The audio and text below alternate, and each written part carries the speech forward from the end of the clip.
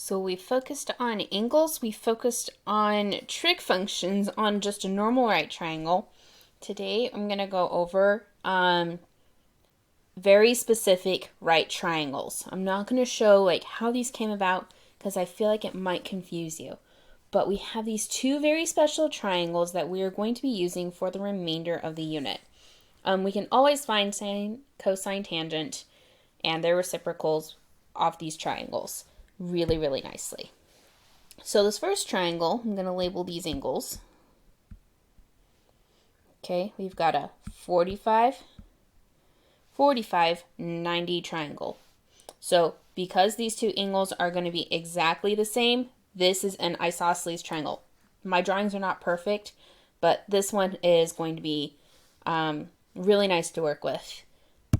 The other triangle I'm going to label as a 30, 60, 90 triangle.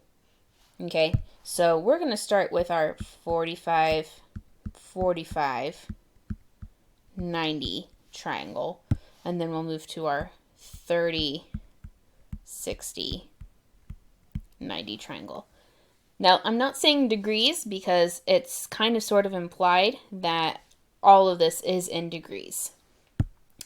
So, on the 45, 45, 90 triangle, we're going to make this very, very, very easy, and we're going to say that the side lengths are 1 unit long. That's a horrible one. Let me try and make a better one. Okay, 1 and 1.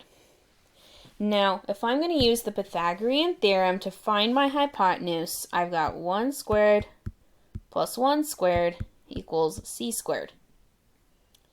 So 1 plus 1, that's going to give me 2. And then to find c, I got to take the square root of both sides. So c is going to end up being the square root of 2. So that is my hypotenuse value. We will end up using this triangle right here. Okay, all that information right there.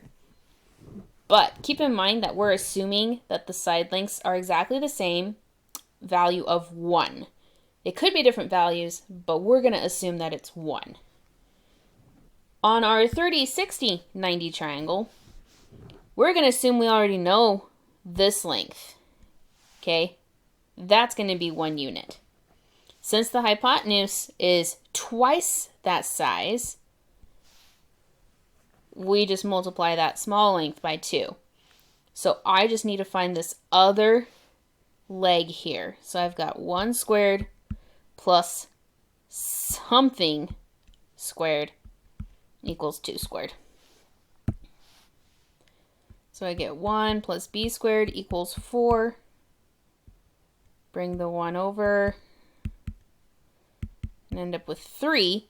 Same idea here. If I take the square root of both sides, those will cancel out, and I'm left with b equals the square root of 3. Don't try and simplify those two radicals. Just leave them as they are. This 30, 60, 90 triangle we'll also use within the next little while. But hopefully this helps you see that we have these two very unique special triangles that have these special side lengths. We will see these values over and over and over again throughout the next couple of lessons. So try and practice filling out a couple of these types of triangles. I'll put some blank ones in a little document or something like that so that you can look at it, draw them out, and practice. Okay? Can consider it as like part of a notes or something like that. Whatever works for you.